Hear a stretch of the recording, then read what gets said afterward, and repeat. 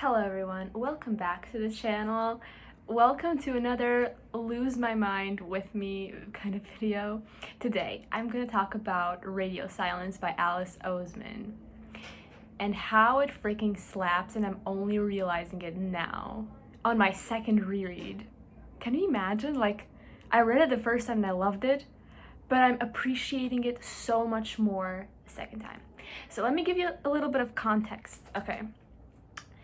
I am in my second year of university. I'm pre-med. That means I'm taking organic chemistry and it's kicking my ass. It's not a good time. I'm not enjoying it. But not just that, there are also other classes that I'm taking that are very difficult, very time consuming. Basically, this week has been very stressful for me and life sucks. Yesterday especially, it was a Wednesday and it was not a good day. So many unfortunate things kept happening. So what I did was I went on Hoopla and I got the Radio Silence audiobook because it's there, obviously. It's like such a popular book, everybody knows it. Okay, and I started playing it. First of all, the British accent, amazing, so delightful, love it. But also, I get into it immediately. Like, it is so good from the beginning. And also, you see that posted right here. Yeah, so the reason why I wanted to reread it was because earlier yesterday, I was finishing up a little bit of a draft for an essay in my seminar class. And I got reminded of a quote that Francis said, who's the main character. It says, "I'm well practiced in the art of bullshitting," but I didn't remember how it actually went. So I just looked it up and I found that it was well practiced. I didn't remember the word well practiced. I was like, oh my god, this completely describes how I feel right now, because I feel like I'm bullshitting everything and somehow hoping that it turns out well. And then I was like, you know what? I don't just want to read this quote, I want to read the whole book again. Which is such a bookworm thing to do. Like, I don't want to read the quote only, I just want to read the whole book again, because the first time it wasn't enough. I want to do it again. And so I played this audiobook and it's so good and I'm loving it and I just can't stop listening to it. And I put it on while I do like work on the side, like I finish my physics homework or I finish my OChem practices, and it's so good. It's so fucking good. And I'm gonna talk about why it's so good and why I'm only realizing it now. So when I read this book, it was summer, which was a terrible mistake to do. Like, don't read this book during the summer. But also, if you want to read it and it's the summer, then read it. I'm not gonna stop you. But, let me explain. I read this book when I was in my Alice Oseman kick. Like, I had started reading Heartstopper, loved it, read Solitaire, loved it, and then I read Radio Silence. Now, prior to reading Alice Oseman, I had been very hesitant about Radio Silence because everybody loves it. And you know that when everybody loves something, it possibly can't live up to the hype, you know? Like, it has to have some sort of, like, thing that will bring it down for you because you have such high expectations. I was like, I don't think I'm gonna like this book. People say it's about a podcast. I don't find that interesting. I'm just not gonna read it. But then I fell in love with Alice Oseman. So I was like, well, I have to read it now. And I read it and I loved it.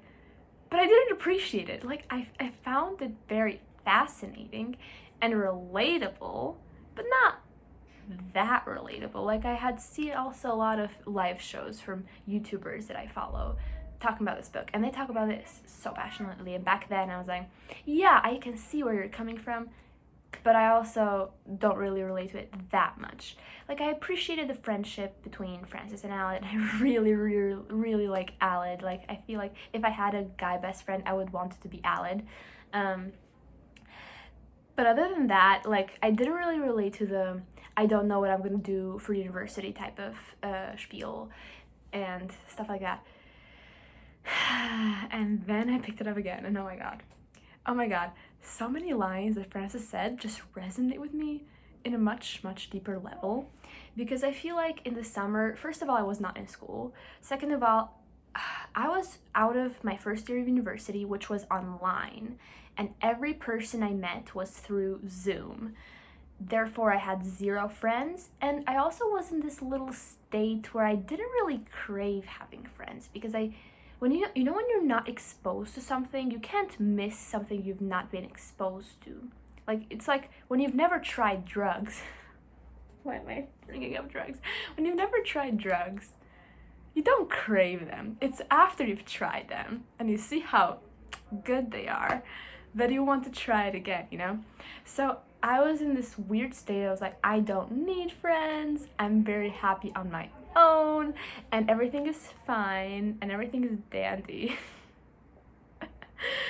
And school is great. I have straight A's and everything's fine. And like the second year was gonna start and I felt very confident. Like, I'm gonna kill it, you guys. I'm gonna be so good.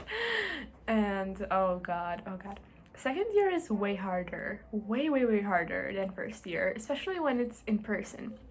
Because you have to go places now. You can't just like stay at home and open Zoom. And sorry about my fridge. Anyways, so everything that Frances said now, the second time around, resonated with me on a much deeper level. Everything she said about school and how she's basically a study machine with no social life and how she's so boring in the eyes of others, I felt that. And everything about like her being a like person that her group of friends didn't like see as like really part of her group, or that they just saw like school Frances, not real Frances, and how she had this separate personality at home and how I have a separate personality at home. It's just the parallels. But also, I really appreciate a lot more the second time around the friendship she has with Alid. And it's got like, it's made me think, because lately, especially these last couple of weeks, I've been trying very hard to socialize with people because there are so many great people in my life that I think that could be very good friends of mine. And before, I wouldn't have done anything about it. I would have just like let them go and not ask them out, ask them to hang out with me, ask them to study with me.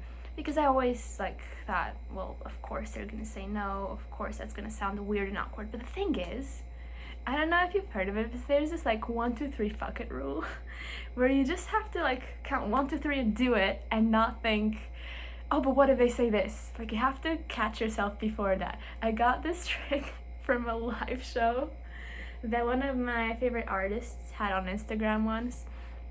I was just like putting it on the side and doing homework. And when she said this, I was like, oh, you guys, this is what I need. This mentality, it's what's gonna save me and what's gonna make me gain more friends. And so I've been trying to make more friends that, you know, are in my classes or like are around in my organizations and stuff that I like didn't talk to as much before. Like we talked, but we didn't hang out before. And now I started like maybe hanging out more and like spending free time together, not time that is dedicated to school or to organizations. And it also like, it made me think with Frances and Alid, like how their friendship started in a weird way, and how Frances is scared to like ask Alid to hang out with her because he might think, oh, it's weird, why would you want to hang out with me? But no, you just have to do it because you just want to hang out with somebody, you just want to be around them, and that's fine, that's valid, and you shouldn't have to second guess yourself for that. So you should just do it. If you want to hang out with somebody, if you want to spend time with somebody because you like them, because they're cool. Like, there's this line, like Frances says, because you're cool, and like, yes. Like, why is it that hard? We should normalize just liking people and being friends with them and wanting to spend time with them. Like, it should be normalized, but it's not, because people are like, oh, why would you want to hang out with me? No. Like, if you want to hang out with somebody, just ask them. That's it. And I was like, this resonates with me so much. And also the fact that they are like different genders, but they still have a friendship. And there's no like doubts about it. Chef's kiss. We need that way more in our literature, and we need that way more in real life. Because I feel like there's also this fear, and I've had this fear for so long, that if I wanted to be a friend with a guy, like, I would be afraid that they would think I would be interested in them in a romantic way, which would not be true. No Romo, like, I just want to be friends. But I've always had that fear, and that has stopped me from being friends with so many people who are the opposite gender as me, which sucks so much. I mean, I am very gay, as you can see here, and I have an affinity for girls, like, in the first place. But that doesn't mean I don't want to be friends with guys as well, because I'm pan, like, I just care about personality, you know? But not in a romantic way, also in a friendship way. So that's what's been going on. I've been loving Radio Silence so much, and I think 30% in already, or maybe more, and I just started the book yesterday, and it fucking slaps, and I think it's just gonna get better from now on, and I'm so excited to see all the moments that I'm anticipating. And oh my god, wait for the best books of the year video. This book is definitely gonna be there. I mean, it was there in the 2021 one. I mean, it was just like the author, but I only talked about Heartstopper, and I feel so bad about it because I had to talk about Radio Silence as well, and I will next year.